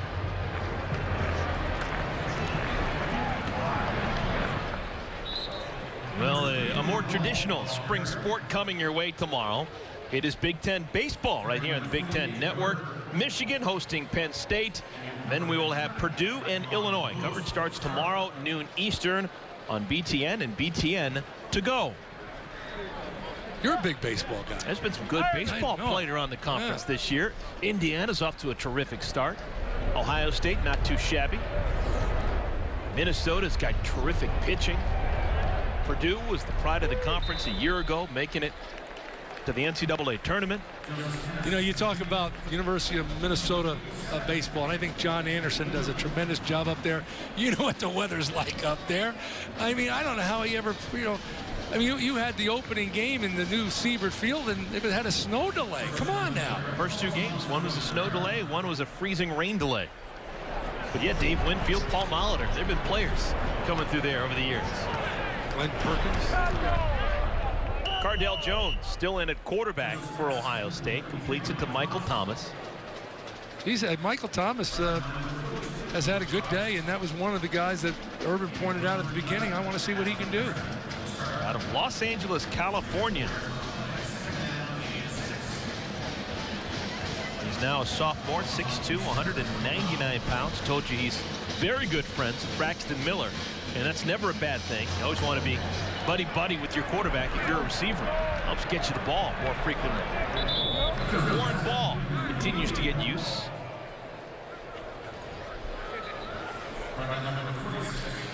You never have too many running backs, I can tell you that. One day you got a lot, next day you don't have any. Ohio State can start the season off tail end of August. First game is going to be against Buffalo out of the MAC. Non-conference games against Florida A&M, San Diego State, and Cal out at Berkeley. Talked about this at halftime. This is the schedule, the first four non-conference games. Then the conference season begins September 28th. Wisconsin at home, then Northwestern on the road, and then a bye, one of two byes the Buckeyes will have during the conference season. Now, I hate to do this, but you asked me a question before, and I dodged it. When you look at it, that schedule sets up awfully good for the Buckeyes. And you would think if they stay healthy and are as good as everybody thinks they can be, that the first real showdown will be that last game of the year. Michigan. And those road games, I guess maybe you're slightly scared going to Evanston and taking on Northwestern, but really, it's Ohio State against Northwestern. That's generally not a problem. Then you've got that test against Michigan end of the year. Whoa, man. Cardell Jones saying, where's that black jersey? Can I get one of those? I just got a tweet from Pat Fitzgerald. He didn't like your comment. You know what? When Pat Fitzgerald beats Ohio State, then maybe he'll send you that tweet. Oh.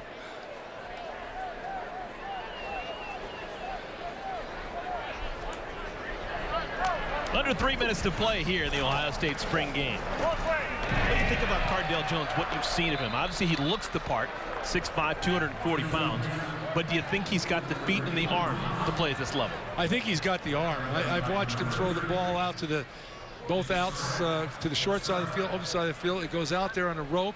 He stands tall in the pocket. He's not a guy that has nervous feet. I think he just needs some reps in what he's doing. But he's got a good arm. And I don't know how his running ability. He's a big, strong guy. I'm not sure he's as elusive as a guy like Braxton Miller, but he's got good running ability. You don't want to tackle him too many times. And he's got those good roots. We mentioned he's from Cleveland. Went to Glenville High School. It's the same high school that produced Ted Ginn, Dante Whitner, Troy Smith, so many wonderful players of recent vintage at Ohio State.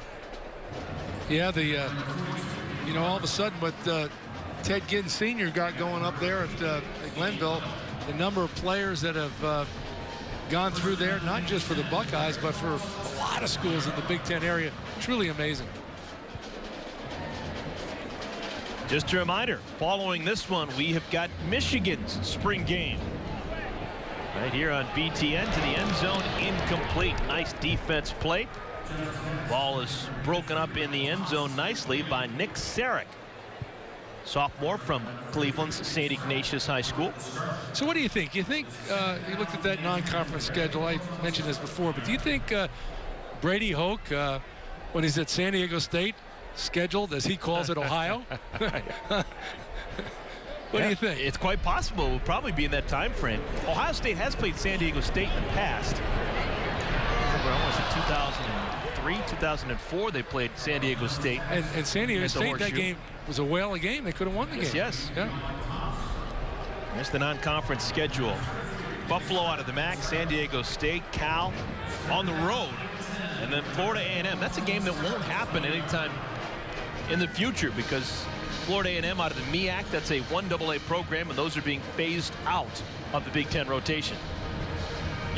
What do you think about that development, no longer playing FCS schools? Well, I think that, you know, there's been a lot of scrutiny over these non-conference schedules, that they're not very competitive many times, and in our business, I know the TV people don't like it. And let's face it, people that are, you know, paying $70, $80, $90 a ticket sometimes to see a really, on paper, a non-competitive game, they're not very happy about it. So I think going in the right way. Now, the collateral damage is a lot of those schools use that big payday to play against the Big Ten schools, really to finance the rest of their athletic department the whole year. So I guess there's a positive side and a downside to everything. And a small scale, I kind of like the purity of the numbers. You know, you can score 8 touchdowns sometime against an FCS school, and really, what does it mean? You know, Red Grange wasn't doing it. You know, the numbers need to be consistent throughout the years, and to me, if you're Urban Meyer in Ohio State, if you're Brady Hoke in Michigan, you've got the best players. Challenge yourself by playing the best teams. Well, I would agree with you, and the problem is that you start talking about pass is intercepted. Is that Sarek again?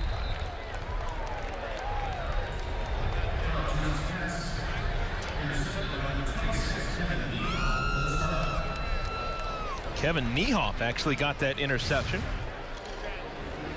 Well, they announced Niehoff, but it's not Niehoff. No. We don't have a 26 in Scarlet. Well, that's the problem in these games. Is you get late in the games like that.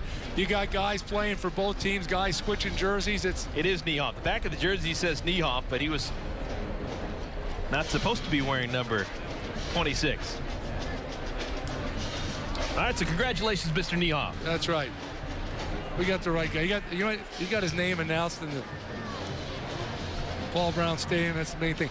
Going back to here's the problem. This whole thing. You talk about to hit the nail right. Everybody's trying to buy wins. You know, so all of a sudden you say, okay, why is Ohio State or why Michigan playing so and so? They might want to play somebody else, but the people they want to play say, you know what? We don't need the money that bad. We don't want to play you guys. We want to go play somebody that we know we can beat. You know, and so it becomes a vicious circle. We should mention that Niehoff is actually from Mason, Ohio.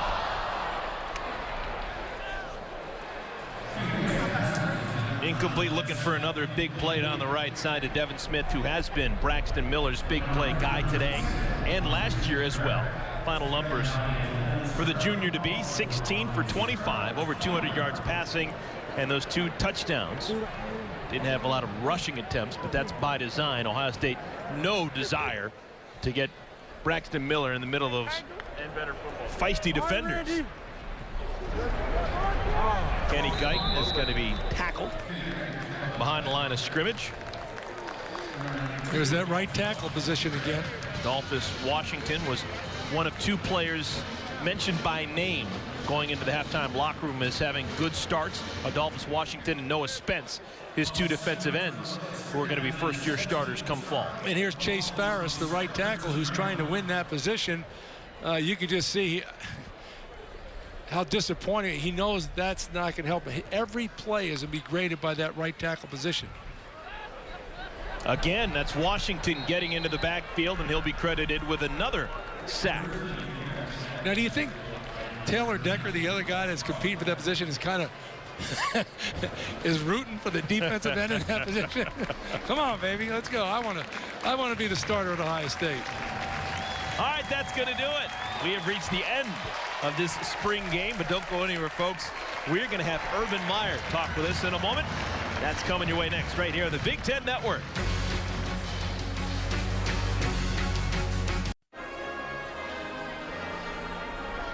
It wouldn't be an Ohio State experience without Carmen, Ohio.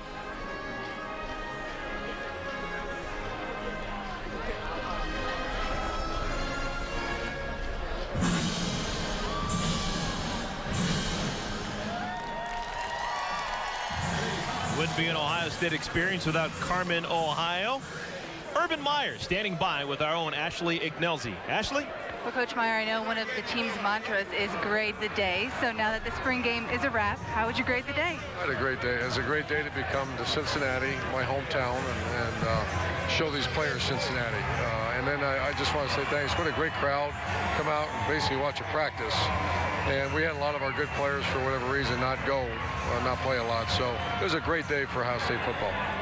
Technique-wise and fundamentally-wise, were you pleased with what you saw? No, I mean, you get stuck with some guys that haven't played a whole lot, and they get exposed in a game like this.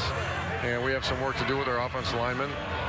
We have some work to do still at wide receiver. That was glaringly obvious today, but I mean, that's why we do what we do. Now that spring ball is a wrap and you won't see your team until summer camp start, what will be your closing message to them? Well, we better have the off-season. This is real. I mean, because of the way last year's team, which this is much different than last year's team, because of the way they play, the expectations are very high. And we don't back down from high expectations. We just go try to outwork our opponent. All right, thanks, Coach Meyer. Thank you. Thanks. Thank you, Ashley. Wonderful job. We're going to take one final timeout and come back to wrap things up from the Queen City of Cincinnati in a moment.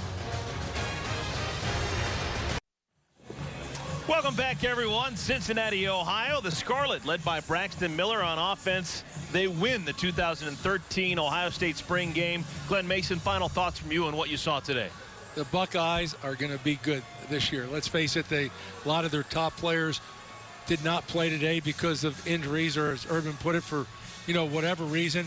They've got a couple question marks yet. I think that the right tackle position is still a question mark. He knows that. Pass protection let them down quite often today. A lot of talent in that defensive line. A lot being said about that front seven, with the exception of one player coming back. They were all gone. They're going to be fine next year. Now, Ohio State, next time we will see them playing in earnest, it'll be end of August. First game of the year, non-conference, against Buffalo out of the Mid-American Conference. Ohio State, the Scarlet, knocking off the Gray, 31-14 the final score. This has been an exclusive presentation of the Big Ten Network. For Glenn Mason and Ashley Ignelzi, I'm Eric Collins saying so long from Cincinnati.